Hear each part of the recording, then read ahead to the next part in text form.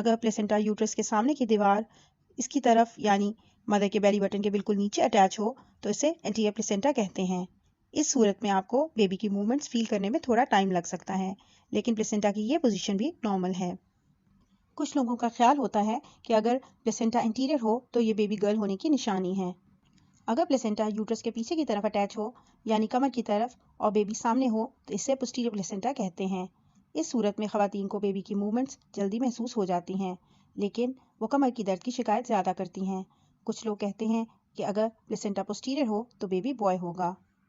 اب جیسے کہ کچھ لوگ سمجھتے ہیں کہ پلیسنٹا رائٹ سائڈ پر ہے تو بیبی بوائے ہوگا، لیفٹ سائڈ پر ہے تو گرل ہوگی، یا پلیسنٹا پوسٹیریئر ہے تو بیبی بوائے ہوگا، انٹیریئر ہے تو بیبی گرل ہوگی۔